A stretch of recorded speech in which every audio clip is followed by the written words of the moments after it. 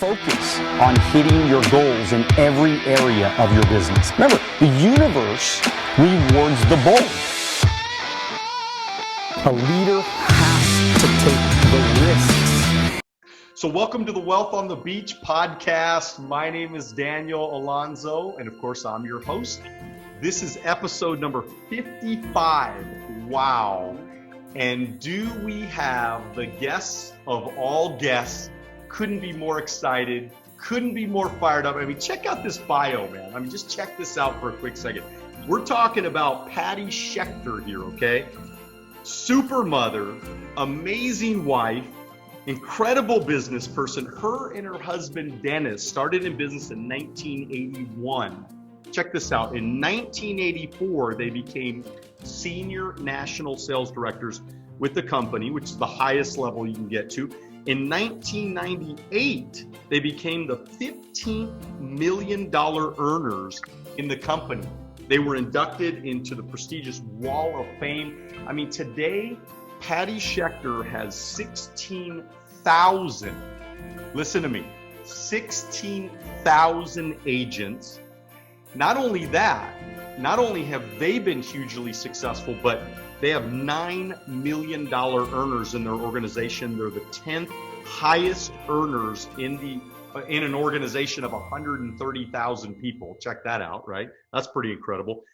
And not, certainly last but not least, she's the highest paid woman in the entire company today. And of course, she's a world traveler. I love Patti Schechter, one of my favorite people in all the world. Patti, tell me, man, really, let's just kick this thing off. Tell me what it feels like to have total freedom of time and money. Well, Daniel, I'm a girl from Paterson, New Jersey. And if you've ever been to Paterson, New Jersey, you know it's a great place to be from. And I'm just a regular girl. My dad was a welder. I grew up very middle class. And I think to myself, where would my life be without Primerica? Here I am living the life of a rock star. I wake up in the morning and honest to God, I know this sounds corny, but I just wake up in the morning and I pinch myself. I'm like, how is this even possible? I'm so grateful, on my knees, thanking God all the time, because if not for Primerica, what? I'm not saying I would be destitute, but to think that my life is like this, we just bought a condo in Florida last year, $4 million condo. It is my paradise. It is my happy place. I'm so happy with it. We still have our beautiful 30-acre farm in New Jersey, and we get to do whatever we want. Every single day of my life is like, what do I want to do today? There's not a store I can't walk into and buy anything I want. We just bought a beautiful new motorboat. We travel. Travel is my passion. I'm trying to get to the 100 country club. So we're trying to get to 100 countries before I die. And we just returned from Poland 5 days ago. That was number 70. So I'm on my way. Next month, we go on a Viking River cruise through Romania, Bulgaria, Serbia, a couple more that I have never been to, so I'll add another 5. And then we're spending the entire month of October in Vietnam, including 2 different yacht cruises while we're there. And the way I travel is ridiculous. We travel with a company called A&K. I don't travel with groups. That's the thing. It's just my husband and myself and a driver and a guide. And they pick you up the second you walk off that plane. They are there. They take you through customs that you don't have to think. You just enjoy. And each one of these trips is over $100,000 every time I go on one of these crazy trips. And to think that we can travel like that and experience the cultures of the world and life through different people's eyes and just have that amazing experience. We go on safaris. Every couple of years we go on a safari because that's my favorite trip to take.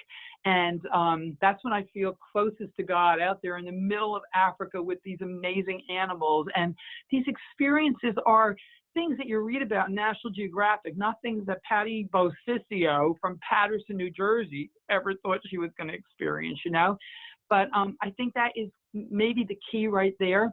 My dad, I give him all the credit all the time. My dad was, like I said, just a welder. He was born in 1918 to immigrant Italian family. He was so proud of his Italian ancestry, but also proud of the fact that he was the first person in his family born in America, right? And even though he had to quit high school when they went through the Depression, he went through the whole, World War II and that whole thing. You would think a guy like this, no education, from immigrant parents, being a welder in Paterson, New Jersey, not educated at all, but God, he just had a different outlook on life than most people in his position didn't. And he thought out of the box. And I was an only child, so we would sit at dinner at night. And my dad, in the 1940s, subscribed when National Geographic, the magazine, first came out.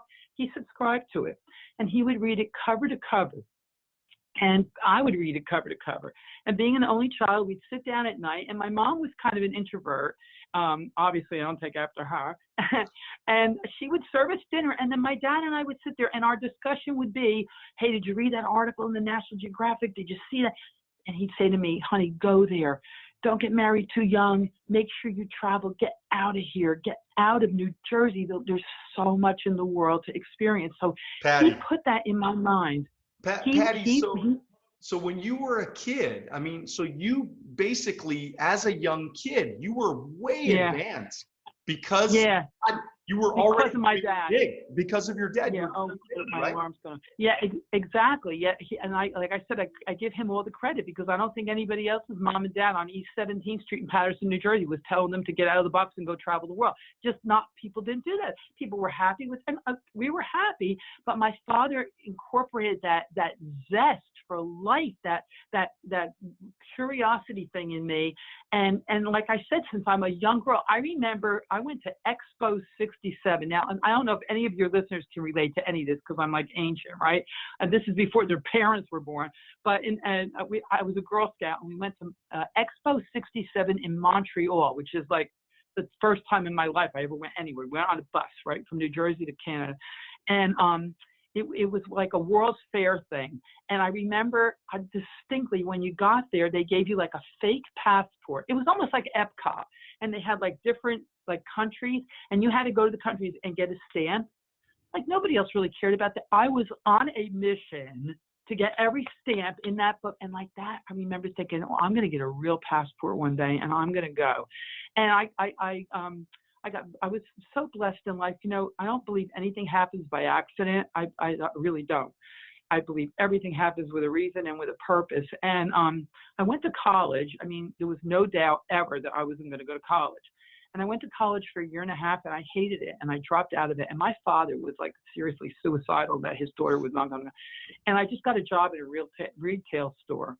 Patti, can I just ask you real quick, why did you hate college? Like, what was it about? It was so boring. Like, I just was sitting in this room. Like, I'm like, I got to go do stuff. Like, what am I doing in here? I don't want to. I was a biology major, and I kept thinking, well, what am I going to do with this once I get out? Sit in a lab? I'm like, no, So just like by coincidence, but like I said, no coincidence, here I am working in a retail store, and my dad gets called to my father was so influential in every single aspect of my life. He gets called to jury duty, and he goes to the jury duty, and he sees the court reporter. It was a guy, now the court reporter is the person who sits in front of the courtroom and takes everything down on that machine, and he starts talking to the guy. Now this is back in like 1973. And the guy, he says, what is this? What do you do? You guys make good money? And the guy said, this is such an amazing profession, especially for a young girl. We make good money. They're part of the judiciary of the state. You become a state employee. You get all the state benefits. He said, and plus she'll marry a lawyer. Ding, ding, ding, right? So my father comes home and he sells me on this deal, court reporter. And I'm like, what the hell's a court reporter? So just to placate my father, I opened up the phone book. I looked up court reporting schools, found one, Hackensack, New Jersey. Went and found out about it, and I thought, okay, this could be good for me. I love words. I have not the math gene. Can't add, can't do it check, but I got the word gene. I'm always good crosswords, New York Times and pen. Hello. So I thought this is good for me, and it's interesting because every day it's a different story, right? You go to court, you hear a murder, you hear this, you hear that. I thought this is good, and you're up on the front, sitting on the stage. I've always been like a performer, right? So I got involved in it, and I was the fastest graduate of the school. I got out. It's like a 2-year course. I got out in like 14 months, and once again, fortuitous, just happened to be at the right place at the right time. Went on like a per diem job to a certain courthouse where they needed an official. An official is like a permanent person. Asked me if I wanted the job. Got the job. So now here I am in 1978. I've been there since 75. Working as a court reporter at the Morris County Courthouse. And it was a Monday morning, June 19th, 1978. I opened the door. I didn't want to go to this courtroom. It's crazy. This is a whole other story. I didn't like the judge that I had been assigned to that morning.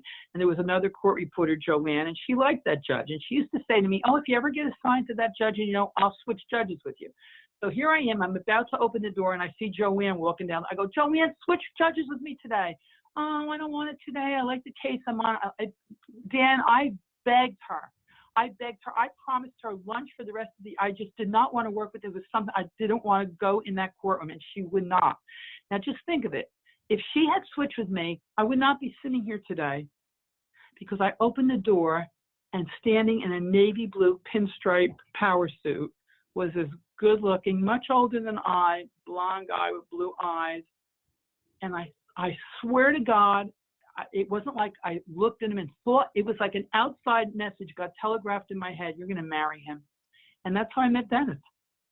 And I sat down. There was like an immediate connection, fireworks. As a matter of fact, the court clerk who was sitting behind me tapped me on the shoulder and said, I feel, what was it? Magic in the air, she said. Wow. It was like palpable. He came up to me. I was so excited. I was like, oh, what am I wearing tomorrow? I'm already thinking, and it was over in 20 minutes. He won the case. He was a litigant. Although Dennis had gone to law school, he never became an actual lawyer, but he was, he could have been. And he was there because he owned an insurance company, as some people know. He already had an insurance agency. He was 40 at the time. I was 24. We were 16 years apart. And he came over to me, because I was like, so depressed, but like the case is over, he's leaving. Oh no. Came over to me, he said, you want to go get a cup of coffee? I said, sure. I wasn't supposed to get up and walk out. I had another case coming in. I didn't care. I was going for coffee with this guy. We went for a quick cup of coffee. We made a date. We went out on a date. We dated hot and heavy for like 3 weeks. All of a sudden, I never hear from him. Like literally, like every night for 3 weeks. And then, so I said to myself, well, it's been really hot and heavy. He needs a break. That's fine. A day goes by, 2 days goes by. I start calling the office. I start getting put on hold. I'm like, what in the world is going on? I don't hear from him for 3 months. I'm like devastated, right? All of a sudden, out of the blue, one day I get a phone call. You want to go for a lobster? I'm like, yeah, okay. So I'm thinking I got to find out what's going on, right? And we sat down. He said, I owe you an apology, but let me explain. He said, he had been married before. He had gone through a terrible divorce. And he had a girlfriend in the interim. And now he meets me. And he said, I found myself falling madly in love with you, but you're too young. I'm not ready for another relationship. So I just had to cold turkey it. And that wasn't fair to you, but it was the only way I could deal with it. He said, but I have thought of you every minute of every day for the past 3 months. I can't live without you. And that was it. I moved in with him the next day, and we got married the next year or so. Get out of here. Right. Yeah. What that was an my amazing story. Isn't that crazy? Yeah. And the other part of it that's really pretty amazing is when I met him, because he was older and he had 2 other children, he said to me, one of the problems was, he said, you're only 24 and I don't ever want to have children. And I was okay with that. I was an only child. I was never really around a lot of kids. I really wasn't a kid person. I'm more of a cat person, even to this day. And I was like, that's okay. I'm good with that. I mean, I wanted to be his wife. I didn't care, And he said, you're going to change your mind one day. And I said, no, I'm not going to change my mind. I'm good with it. Okay. So we get married, and Dennis was usually right. At age 35, all of a sudden I was like, my parents are older. He's 16 years older. I need to have a baby, and it has to be a girl. No, I did want a girl, but anyhow, I started pitching it to him, And he was like, no, that wasn't part of the deal. I told you this was going to happen. And for 2 years, I had to work on him. And then finally, I went to Bill Whittle because, he and Bill Whittle were best friends. And I said, Bill, help me out here. I want to have a baby. And Bill said, I'll talk to him. The next thing you know, he's on board. Bill knew how to close the deal, right? What I couldn't do, Bill did. Bill's a closer. That's yeah, and then it's like, well, but how are we doing this? I have a vasectomy. Well, I had done research, and I found a doctor in New York who only did reversals. We went to the doctor. The doctor said, not a chance, 1 in a million, not happening.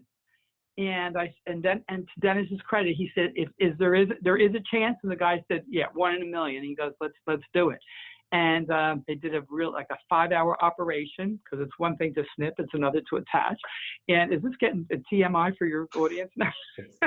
This is great. I don't know how we went down this. I am mesmerized right now. Yes, I'm mesmerized by your story. And anyhow, make a long story short, we got pregnant the first time with twins, and I had a miscarriage after I announced it to the world, and I never thought it was going to happen again. And I prayed and prayed and prayed and got on my knees. We did in vitro. We tried it a second time, nothing happened. And the third time, Dennis said to me, okay, my alarm keeps going off. The third time he said to me, listen, I didn't sign up for this. I'm now 55 years old. You're pretty much crazy at this point. We're going to do this one more time, and then I'm done. And I said, okay, that was fair. And this is a crazy story. Not at all exacerbated or exaggerated for the purposes of making it a good story. This is exactly how it happened. So it was the day of my pregnancy test, and I knew that this was it. Either my life was going one way or the other today, right? And I was sitting in the courtroom, and the nurse who I made friends with, she said, at 4 o'clock, I'll call you and tell you if you're pregnant. Her name was Trish. She said, if you're not, I'll have one of the other nurses tell you, because I don't want to give you the bad news. I said, okay. So I'm sitting in the courtroom that day, and a woman walked in. Courtroom was empty. I was doing my work at my desk, who I'd never seen before, older, heavy-set blonde lady. And I said, can I help you? And she said, I just want to observe a case, a courtroom case. And I said, well, we're not doing cases today. My judge is doing conferences. Go across the hall. They're doing a case over there. She said, okay. And I'm doing my work. I look up. She's just sitting there smiling, staring at me. I'm like, what the hell, lady? We're not doing a case, I said, lady, we're not doing anything today. She says, I just want to sit here if you don't mind. And to be honest, I'm not proud of this. I was rude. I tissed, rolled my eyes, picked up my crap, went in the bath, came back out. She was gone. Daniel, there was a business card on my desk that said, I have it at home. I should have brought it to show you. Expect a miracle. Wow. I went upstairs to my office at 4 o'clock, and the nurse called and said, you're pregnant. Oh, and it was in pink, by the way.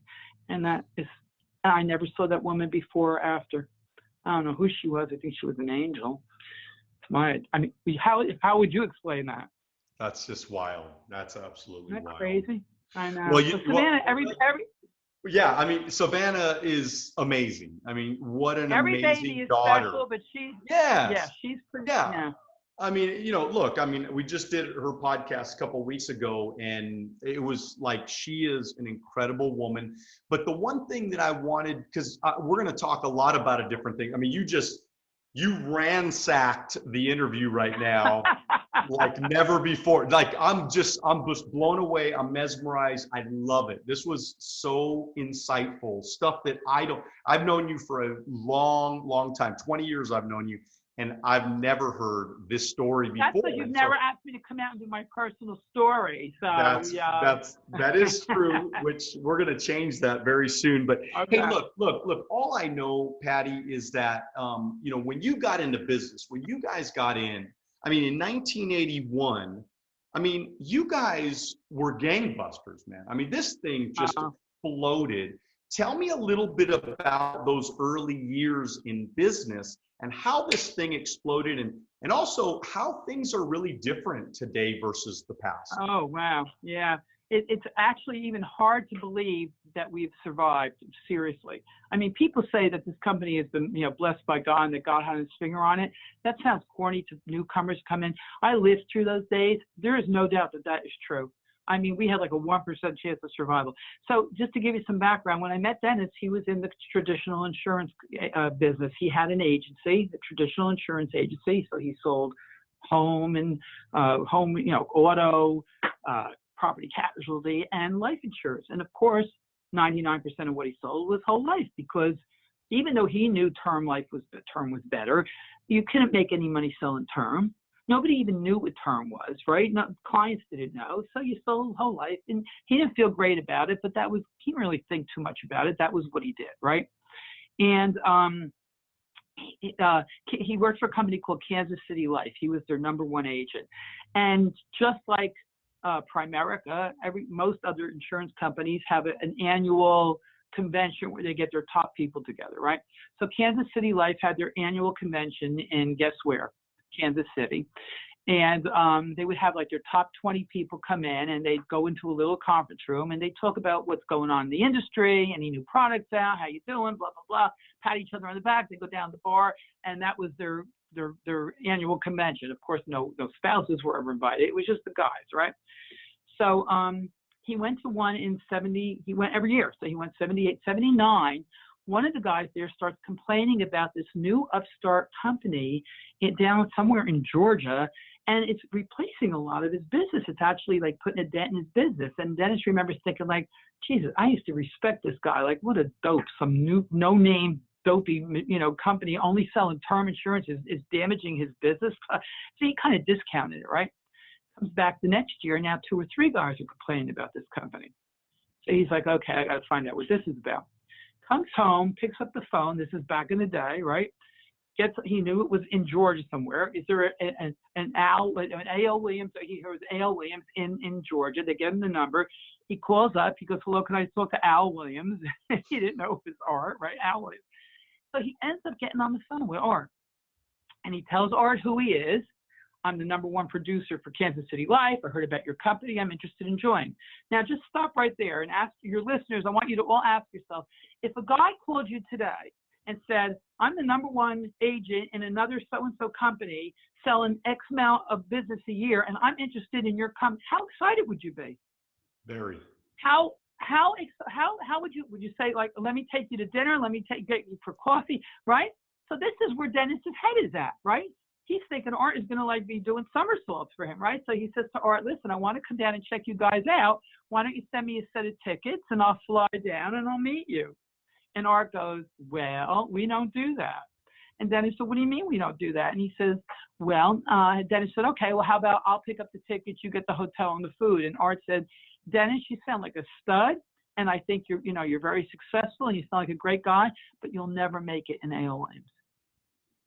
And Dennis says, why? What are you talking about? And he said, because you think because you're, 40-some years old, you're established. Oh, and at the time, Dennis was making $250,000 a year, Daniel. This is no BS. Back in 1981, he was making $250,000 a year. That's a lot of money now. That was a boatload of money right there, right? So he says, I'll come down. Can I come? Art says, I don't think you're going to make it because you're making all this money and you think you're going to come here and we're going to treat you special and give you an RVP contract right off the bat. And we're not going to do that. We don't do that. You want to come here, you can start from scratch like everybody else. And I don't think you're willing to muck it up with us. And Dennis said, if I come down, will you have lunch with me? And Art said, yes, I will meet with you. So Dennis flew down, meets with Art, comes back. Now, P.S., stop there and let's go to me. I'm a 24-year-old court reporter. I don't know crap about insurance. I don't want to know anything about insurance. I'm all happy he's doing insurance and $250 a year, cha-ching, hello, good for me, right?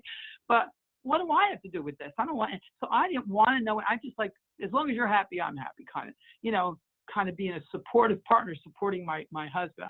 We'll talk more about that. Let me stop you real quick because a question just came in my mind. Why do you think Dennis? Because that's very odd for a guy making $250,000. Because even to this day, even in these days, right? I mean, 2019, 30, 40 years later or whatever. We're talking almost 40 years later, no guy making 250 is going to drop that and go somewhere exactly. Why did he go and have lunch with Art, do you think? I think because Dennis was such a man of integrity and he knew that term insurance was better and he knew what a rip-off whole life was. And he thought, if I can make money doing this, and really helping people, then this is what I want to do. And also build an organization. I mean, when he realized the concept that he would build his own company, I mean, he was still working for other people. He had his own agency. It's a whole different Megillah, the way it's set up. And he saw the opportunity and saw that this could go on, and saw that one day, he was already in his 40s. He didn't want to work forever, go out on KTs every night of his life, right? So he saw the opportunity and the difference, and also that he would be doing something he felt good about, right? So he came back, and like I said, I didn't know anything was going on, and I opened the door and I said to him, so what do you think? And he said, this company is brand new and there's a lot of challenges down there. Why does my alarm keep coming off? How do I stop it? He said, I'll tell you one thing. He said, I looked in the guy's eyes, and this man is a man of destiny. He said, I don't know if I'm doing the right thing or not. And I swear to God, this sounds so corny. Who talks like this? He said these words, Daniel.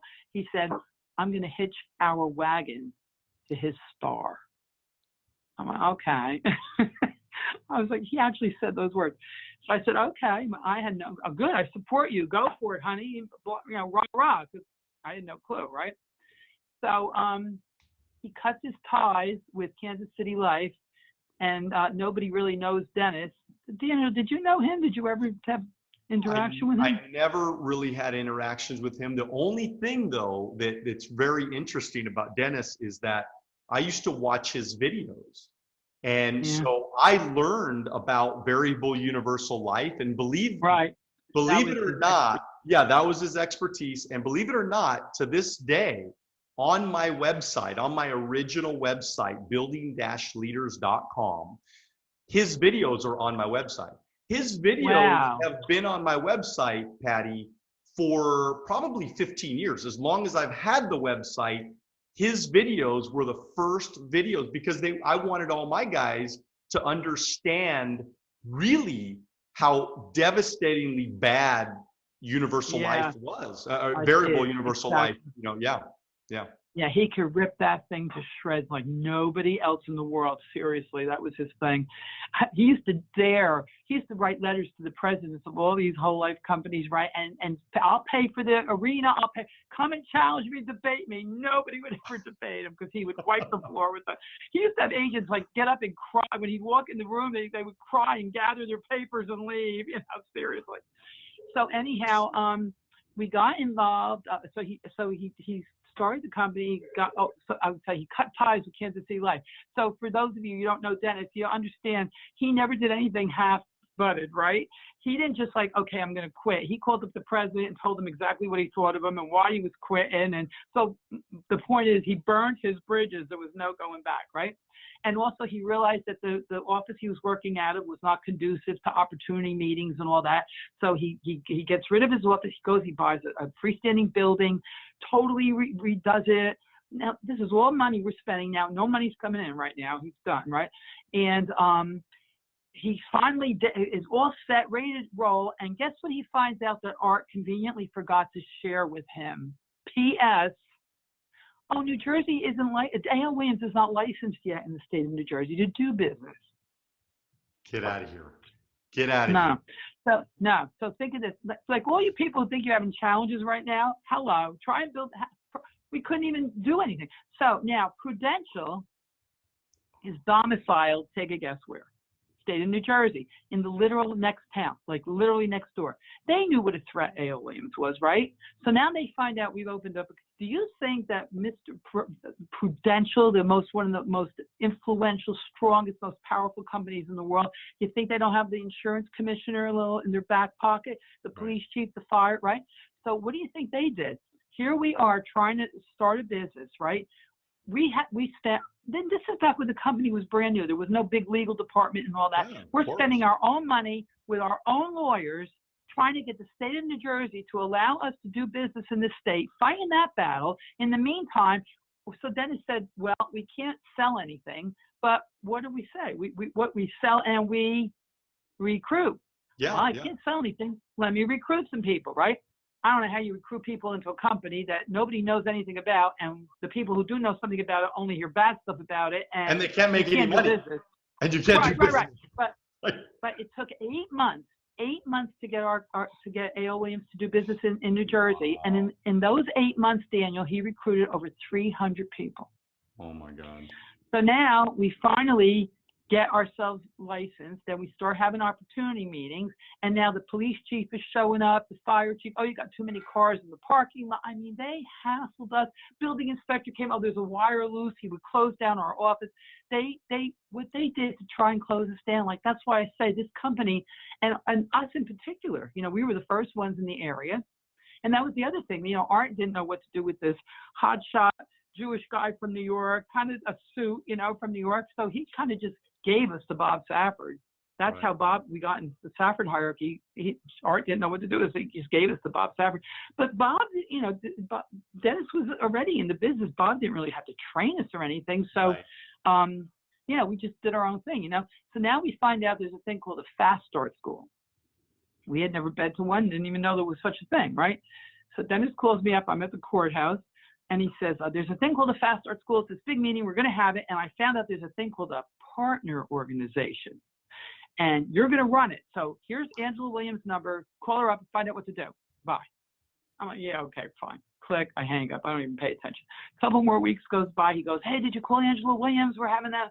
I go, no, I didn't get around to it. I'll go, yeah. Oh, you got to do it. The fast start's coming up. Okay, yeah, okay. I don't do it.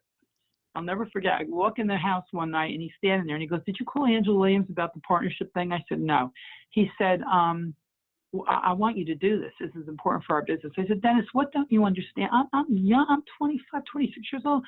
I don't know anything about insurance. You want me to stand up and like on a stage and speak to people, first of all, public speaking? Are you out of your mind? And about insurance? When are you on drugs? I'm not doing that. Absolutely no, I'm not doing it. I'll never do it. And one more thing, no, I'm not doing it. And he looked at me, Daniel, with this look, and he said, it's okay, honey. I'll just get somebody else to help me build my business. And that's how I got involved in AOA. The power of persuasion. The power of persuasion. Yeah. Wow. So I went and I got licensed. And can you tell Karma to text Savannah and tell her I'm on a podcast with you, because she keeps messaging me. She's in Las Vegas. I know. Thank you. So I'm gonna take a picture I'm gonna send it to her send it to her so on Instagram, yeah. So she'll know that I am Right. on with her mother. Okay.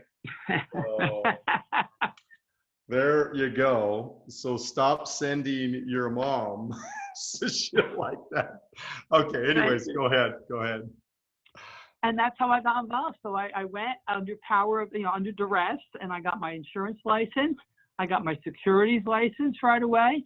But then what happened, I talked to Angela Williams, is I started to understand myself, what this was about and what we did and how whole life screwed people. I can't say it any other way. Well, I could. And how horrible and rotten it was. And then I realized, then, you know, Art, all of a sudden it hit me. Art says this in almost every speech you ever listen to Art.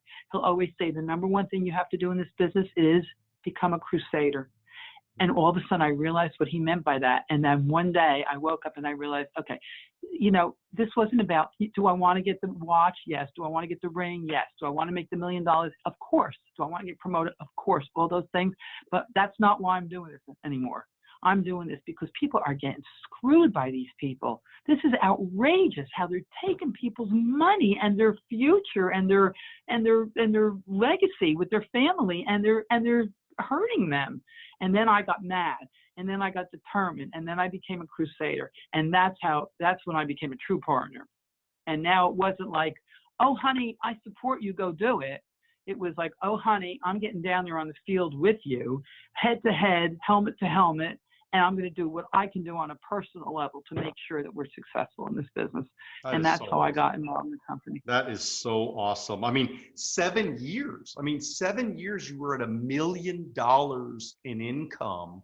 I mean, how much work was that? I mean, let's put things in perspective, because look, I don't think people work like people used to work. I mean, at least I know that every generation, I think, is getting lazier and lazier and lazier. I agree 100%. How hard did you work, honestly? Like, just Dennis said to me in the beginning, okay, here's how it's going to be. He said, I'm going to put in 18-hour days. No BS. I'm serious, 18-hour days. He said, I'm leaving at 6 in the morning. I'm coming home whenever. Don't annoy me, right? But he said, I'm doing this for us. He said, but I promise you, at the end of every 3 months, we'll take a trip. We'll go 3-4 days. We'll do something for ourselves, right? I believe in the power of 90 days. You can work your butt off for 90 days, 18 hours a day. You got to put in that sweat equity. You got to condense your time frame. Hey, Dennis was already in his 40s. Maybe that's the problem. These people come in and they're young and they just jerk around. Who wants to be a division leader for 3 years? It is ridiculous. But how many people do it? I don't understand. You have an RVP contract there ready to get to make everything better, to make all your percentages better, to grow your business, and you sit around being a division for 3-4 years. It's insanity to me. I want to slap people, right? But but Dennis didn't have that luxury of taking the time. He was already in his 40s. He wanted to get this done. He knew what this thing could do for our family. So we condensed those time frames. Daniel, I'm not exaggerating, and I'm not doing this for the purpose of a speech or anything. When I tell you we put in 18-hour days, I worked as a court reporter still.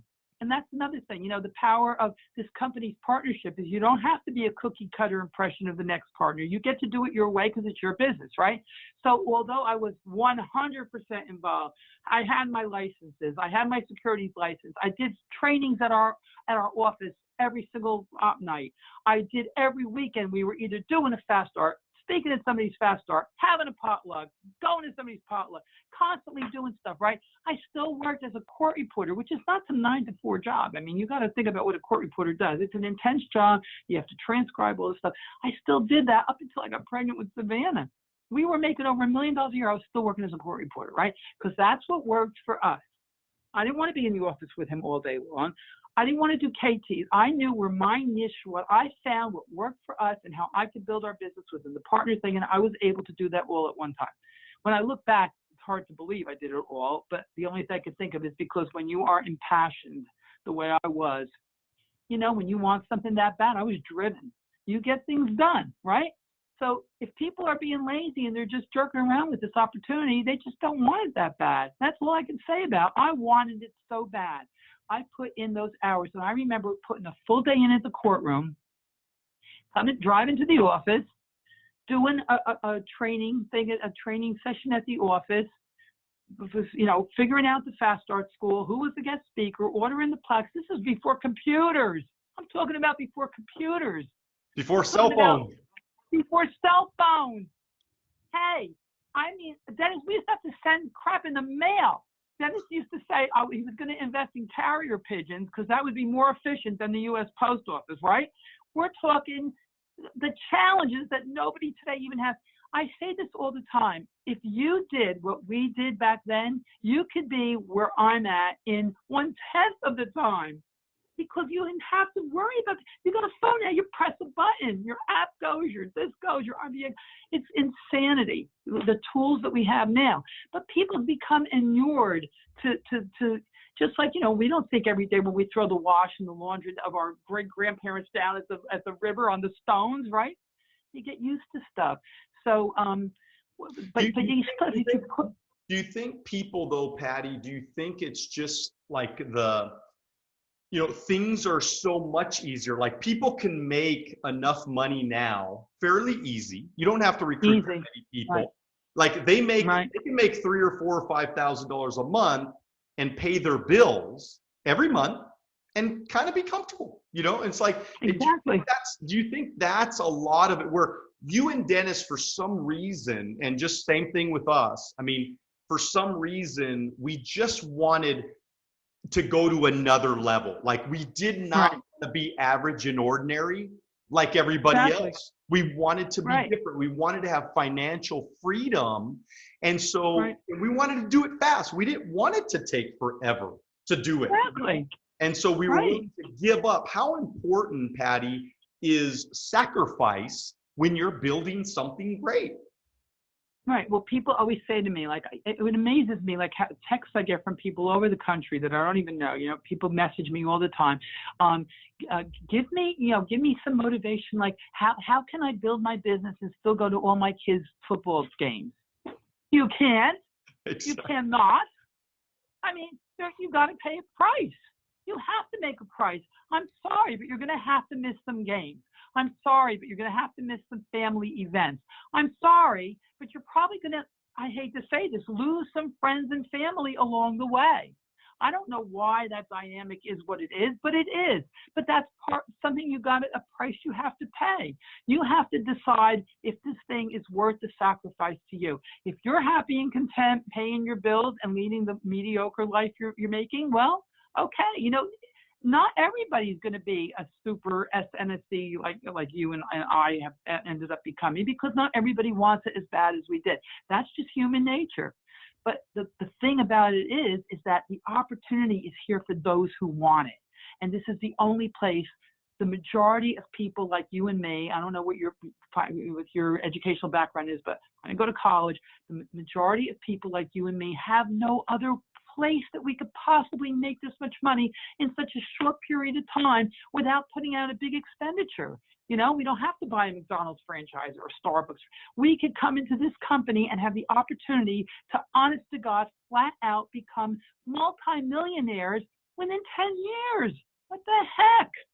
Why wouldn't you do that? What is your option?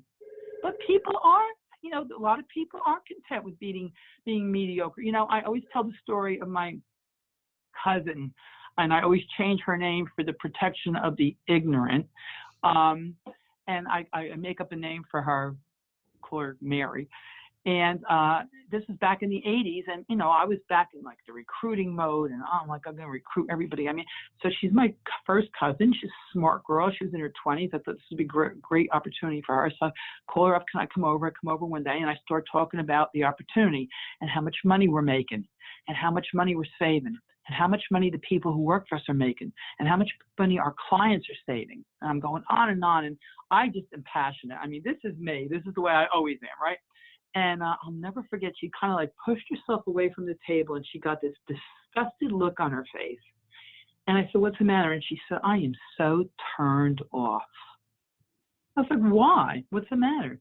She said, money, money, money. All you ever talk about is money. Don't you know there are more important things in life? And I was like, yeah, I do know that. Oh, I got so pissed off, right? I go, yeah, I do know there's more important things in life, Cousin Mary. For instance, you know what's more important to me? God. And you know what I love, Cousin Mary? I love when I go to church on Sunday and the pastor says we have to take a collection for our new van because our old van broke down and the van we use for Meals on Wheels, and we're going to take a collection. I love going to him after the service and saying, you know that collection you took? Use it for something else. I'll buy the van.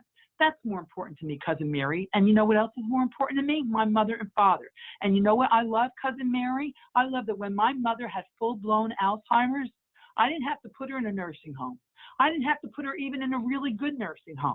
She got to stay in her own home with a full-time caretaker in the house that I built on my property, not in with me, so they had their own self-respect and dignity, in a house I built on my property, but I could walk across every day and make sure that lady was taking care of her. That's more important to me. And you know what else is more important to me? My daughter. And my daughter had the best education in the world. And my daughter has the freedom to travel the world and pursue her singing and songwriting career. And she doesn't have to worry about making ends meet while she's trying to do that. That's more important to me. And you know what else is more important to me? My personal charitable foundation, the Schechter Family Trust. You know, people love to be altruistic and generous and make a donation, and so they drop, oh, here's Michael St. Jude, here's $100. You know what I love? I love that Dennis and I were able to fund that thing with $1 million in a security, so it's growing. And every year by law, I have to give 10% of that away, and I get to choose whatever, and I choose one charity, so I make a maximum impact in that one charity every single year. That's more important to me, Cousin Joe Marie. I said her real name. Oh, crap. Cousin Mary. But here's a news flash for you. All of that takes money. I didn't write that rule. That's the way the world works. And you either get on board and learn how to use it to your advantage, Or you could be an ostrich and stick your head in the sand, but the lion's going to come and bite you in the butt anyway. But just like Art Williams always says, as hard as you try, as much as you pour yourself into a person, they say no. You look them in the face and say, as mediocre as your life is going to be, as crappy as your job is, as shitty as your whole life policy is, it's perfect for you. Goodbye. And out the door I went. And I haven't talked to her in 30 years. I'm sorry I lost her as a cousin, as a relative, but guess what? My life is amazing. I got friends in my life who are my family. You know, I'm an only child. I don't have family, but I have people, and well, Primerican people, right? I mean people. I'm your friend. I'm your friend, Patti. Here we go. I love you, Patti. More than friends. I'd follow you Family. to the end of the earth, Patti. That was incredible. That was absolutely incredible. Man, I'm telling you, I think we can do this for like another 2 hours, but we're not going to do that. But we are, I just have a couple extra questions to ask you. Because I'll be sure.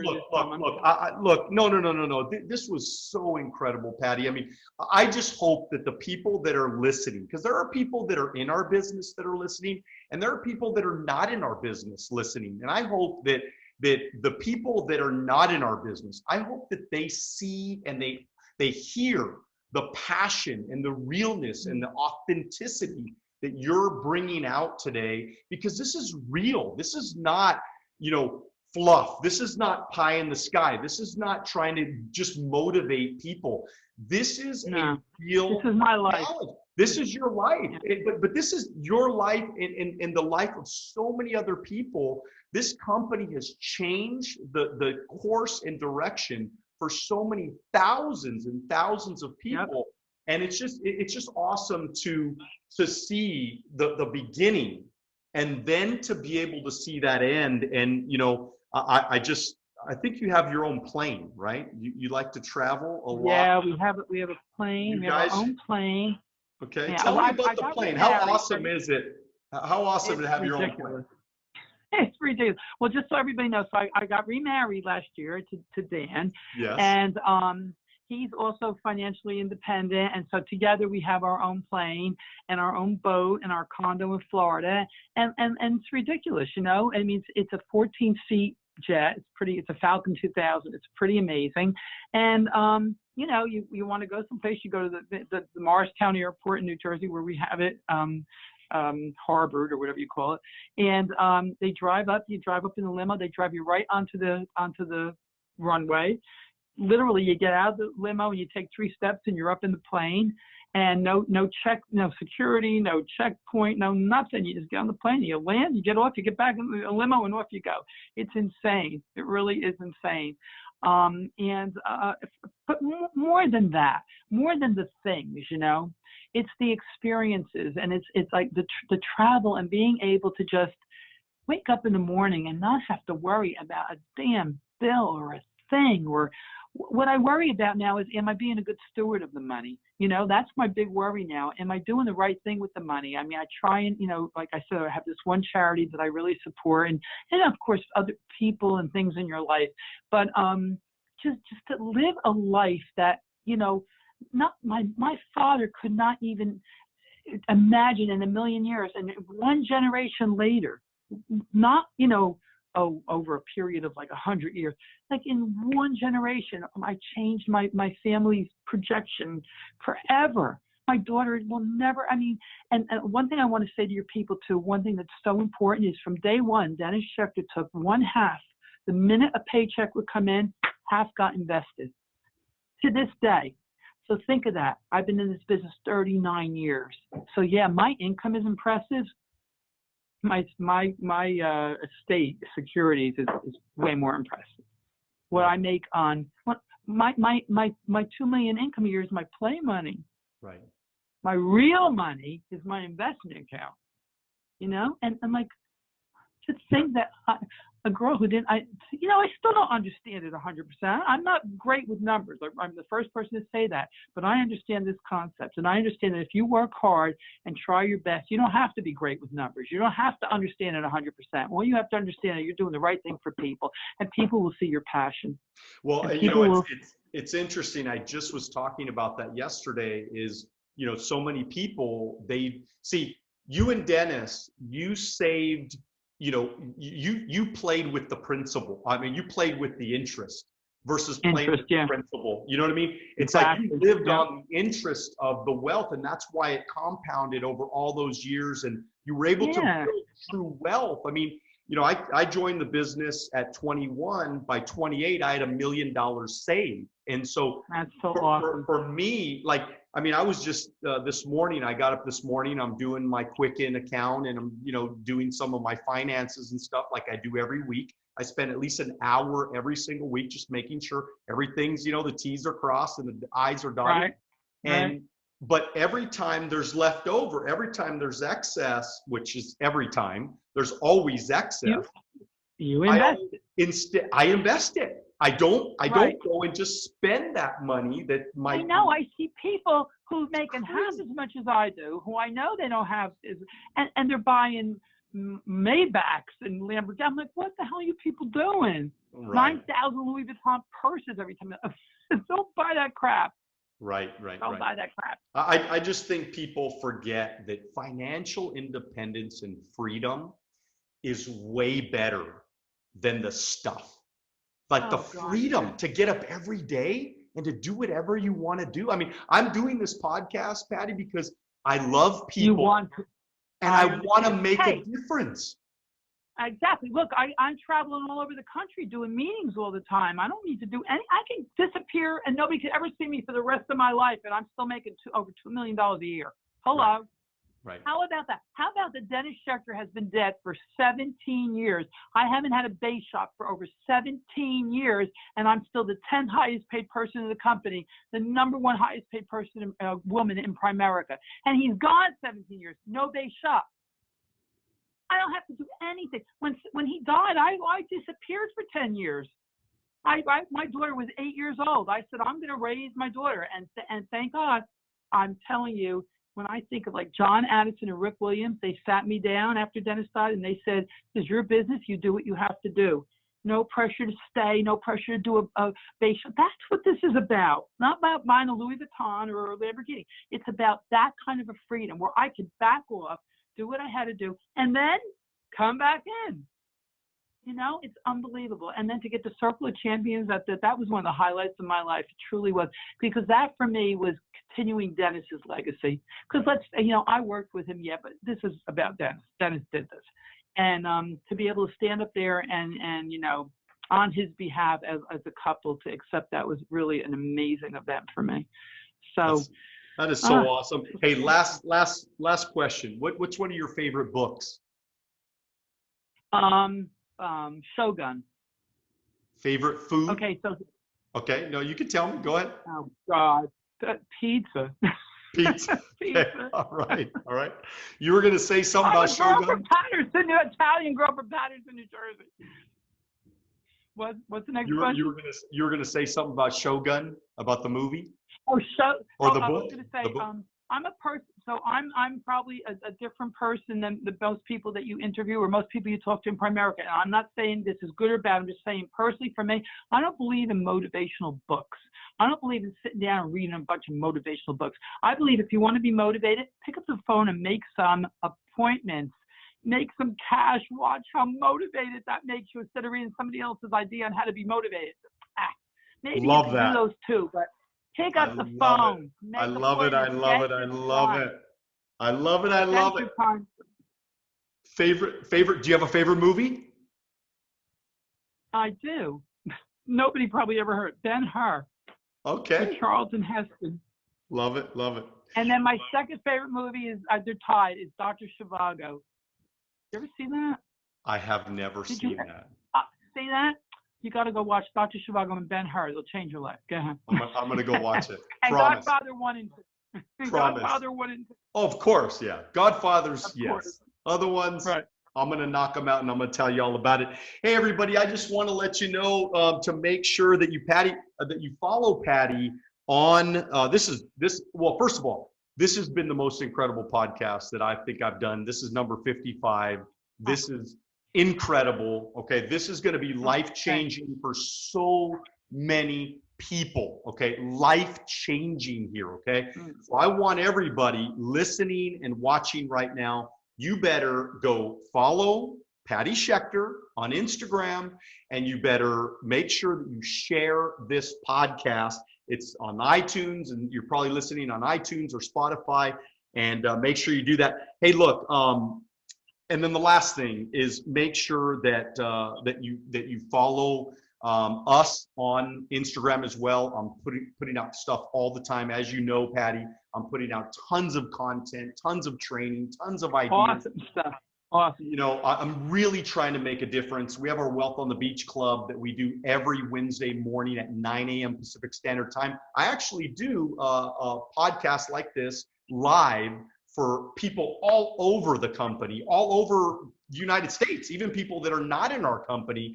And I'm teaching them about passive income and residual income and financial independence and health and living a better life, a great life, and being able to see the world and travel and experience all the things that maybe, you know, we didn't get to do as kids and, you know, as adults. No. 1 week down the Jersey Shore once a year. That was our trip, right? That's it. This is a different way to live, Patti. I can't thank you enough for your time today. We love you. So welcome. We thank you. I am up for an invitation on that plane anytime. Okay, I will ask my boss for a day off. Okay, I'm just kidding. I don't have a boss, but I will do whatever I need to do to be there if I ever get invited on the Patti plane. But hey, look, thank you again. God bless you. And I just want to let everybody know that we appreciate you listening today. God bless you. Dream bigger than ever, and make sure that you do it now.